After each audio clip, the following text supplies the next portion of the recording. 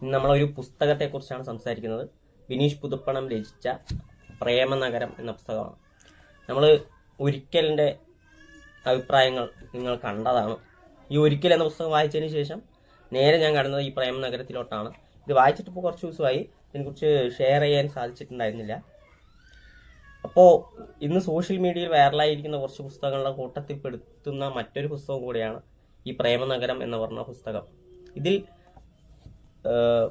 പ്രണയവും രതിയുമെല്ലാം വളരെ അധികം തന്നെ പറഞ്ഞു പോകുന്ന ഒരു പുസ്തകമാണ്. ഈ കഥയിൽ നീലുവും മാധവും തമ്മിലുള്ള പ്രണയമാണ്. നീലു ഒരു കുട്ടിയുടെ അമ്മയാണ്. മാധവ് ഒരു ബാച്ചിലറാണ്. അപ്പോൾ ഇത് കേൾക്കുമ്പോൾ നമുക്ക് തോന്നുന്ന ഒരു മുഖഭാവമുണ്ട്,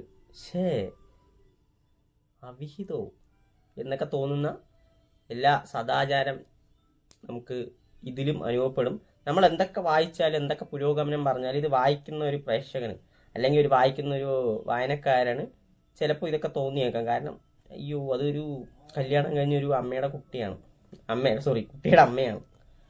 അന്നേരം ഇവർ തമ്മിലുള്ള സൗഹൃദത്തിൽ തുടങ്ങി പ്രണയമാകുന്നതും അവർ തമ്മിൽ രതിയിൽ ഏർപ്പെടുന്നതൊക്കെയാണ് ഈ നോവലിൻ്റെ ഒരു പ്ലോട്ട് എന്ന് പറയുന്നത്. ഇതിൽ വളരെയധികം യുവാക്കളിൽ എന്തായിരിക്കും എന്ന് പറയുന്ന ഒരു പ്രണയവും രതിയും ഒന്നും മറച്ചു വെക്കാനുള്ളതോ അല്ലെങ്കിൽ ഒരു ചട്ടക്കൂട്ടിനുള്ളിൽ പിടിച്ചു വെക്കേണ്ട കാര്യമല്ലെന്നാണ് പറയുന്നത്. കാരണം ഒരു സോഷ്യലി നമുക്ക് ഒരു സദാചാരമുണ്ട്. പെൺകുട്ടികൾ അവരെക്കാൾ മൂത്ത ആളുകളെ നോക്കാൻ പറ്റില്ല, അല്ലെങ്കിൽ ആൺകുട്ടികൾ മൂത്തവരെ നോക്കാൻ പറ്റില്ല, അതേപോലെ പെൺകുട്ടികൾ അവരെക്കാൾ ഇളയവരെ നോക്കാൻ പാടില്ല. അല്ലെങ്കിൽ ഈ പ്രണയം എങ്ങനെയാണ് തോന്നുന്നത്?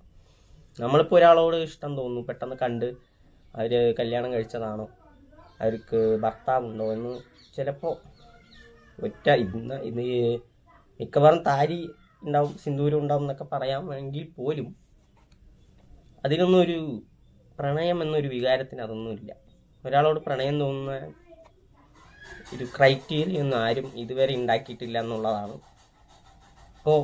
പക്ഷേ ഞാൻ ഇങ്ങനെയൊക്കെ പറയുന്നുണ്ടെങ്കിൽ പോലും ഇത് വായിച്ചുകൊണ്ടിരിക്കുമ്പോൾ ചിലപ്പോഴൊക്കെ എനിക്ക് തോന്നുന്നു, അയ്യോ ഇതൊക്കെ മോശമല്ല എന്ന് തോന്നുന്നു. സ്വാഭാവികമായിട്ട് നമ്മൾ ഇതിൽ നായക കഥാപാത്രം മാധവ് പറയുന്ന പോലെ നമ്മൾ എന്തൊക്കെയാണെങ്കിലും എന്തൊക്കെ പുരോഗമനം പറഞ്ഞാലും ഒരു മനുഷ്യനാണ് എന്ന് പറയുന്ന ഇതൊക്കെ ഉണ്ട്. ഒരു സംശയം തോന്നിത്തുടങ്ങുന്ന സമയത്താണെങ്കിലും നമ്മൾ മനുഷ്യൻ അങ്ങനെയാണ്. കാരണം മറ്റുള്ളവരോട് പറയുമ്പോൾ അല്ലെങ്കിൽ പൊതുവെ സംസാരിക്കുമ്പോഴൊക്കെ വളരെയധികം അത് പുരോഗമനവാദം സംസാരിക്കുമെങ്കിലും ജീവിതത്തിലോട്ട് വരുമ്പോൾ, നമ്മുടെ സ്വന്തം ജീവിതത്തിലോട്ട് വരുമ്പോൾ അതൊക്കെ ചിലപ്പോൾ ചില സിറ്റുവേഷനിൽ അതൊക്കെ മറന്നുപോകും. അങ്ങനെ ഇത് പ്രേമനഗരം എന്ന പുസ്തകത്തിൽ എനിക്ക് ഒരു നല്ല ബുക്കാണ്. കാരണം വളരെയധികം ശ്രദ്ധ നേടിയ ഒരു പുസ്തകമാണ്, പെട്ടെന്ന് വായിച്ചു തീർത്ത ഒരു പുസ്തകമാണ്. ചില കാര്യങ്ങൾ ഇതിൽ വളരെയധികം ഡീപ്പായി പറഞ്ഞോ എന്നൊരു സംശയമുള്ളൂ. കാരണം ഈ ചിലർക്കെങ്കിലും ഇതൊരു പോൺ മാഗസിനോ അല്ലെങ്കിൽ അങ്ങനത്തെ ഒരു കഥ പോലെ ഉണ്ടല്ലോ എന്ന് തോന്നിയേക്കാം. അത് സ്വാഭാവികമായി തോന്നാവുന്ന ഒരു കാര്യമാണ്. അതിനേക്കാൾ കുറച്ചുകൂടെ നല്ല ആഴത്തിലുള്ള എഴുത്തിലൂടെ കഥാപാത്രങ്ങളുടെ ഒരു ഇമോഷണൽ കണക്റ്റിലൂടെ വളരെ മികച്ച രീതിയിൽ അതിനെ ഓവർകം ഒക്കെ ചെയ്യുന്നുണ്ട് ബിനീഷ് പുതുപ്പണം എന്ന റൈറ്റർ.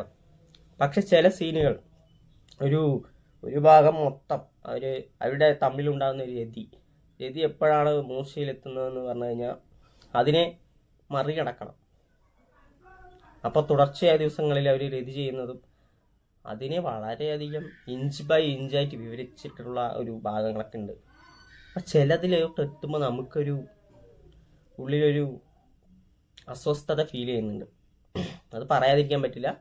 അത് എല്ലാവർക്കും തോന്നണമെന്നില്ല. എനിക്ക് പേഴ്സണലി തോന്നി, ഒരു അസ്വസ്ഥത തോന്നി. ഇതൊക്കെ ജസ്റ്റ് അയ്യോ അത് വേണ്ടായിരുന്നു, ആ ഒരു ഭാഗം വേണ്ടായിരുന്നു എന്നൊക്കെ തോന്നി. അപ്പോൾ നിങ്ങൾ ഇങ്ങനെ പറയുന്ന ഒരാളെതിരെ നിങ്ങൾ പറയും ഇവനും ഇത്തിരി സദാചാരത്തിൻ്റെ വിഷയമല്ല, മറിച്ച് അതാണ് ഞാൻ പറഞ്ഞ പോലെ നമ്മളുടെ മനസ്സിനനുസരിച്ചിട്ട് പാകപ്പെടുത്തുന്ന ഒരു കാര്യമാണ് ഇതൊക്കെ. ഇതിലാദ്യം പറഞ്ഞപ്പോൾ ഓട്ടോമാറ്റിക്കലി മാധവിന് നീലുവിന് ഇഷ്ടപ്പെടുന്നു, പുള്ളിക്ക് ആൾക്കൊരു ഭർത്താവും മകളും ഉണ്ടെന്ന് അറിയുമ്പോൾ നമ്മൾ ഓട്ടോമാറ്റിക്കായിട്ട് ഓക്കെ. പക്ഷെ വലിയ ഒരു ഫീലിങ്ങും ഇല്ല. പിന്നെ ഒരു അവർ തമ്മിലുള്ള പ്രണയം നമുക്ക് വളരെയധികം ഇഷ്ടപ്പെടുന്നുണ്ട്. പക്ഷേ ഞാൻ പറഞ്ഞ പോലെ ആ ഇഞ്ച് ബൈ ഇഞ്ചായി വിവരിക്കുന്ന സീനുകളൊക്കെ കുറച്ച് കൂടുതലായില്ലേ എന്നൊരു സംശയം മാത്രം. പക്ഷെ ഇതൊന്നും മാറ്റി നിർത്തേണ്ട കാര്യമല്ല.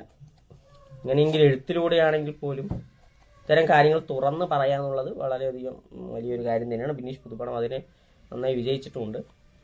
അപ്പോൾ കാരണം അതിൻ്റെ ഈ നോവലിൻ്റെ പോപ്പുലാരിറ്റി അതിനെ സൂചിപ്പിക്കുന്ന ഒന്നാണ്. അപ്പോൾ നിങ്ങൾ വായിക്കുക പ്രേമനഗരം.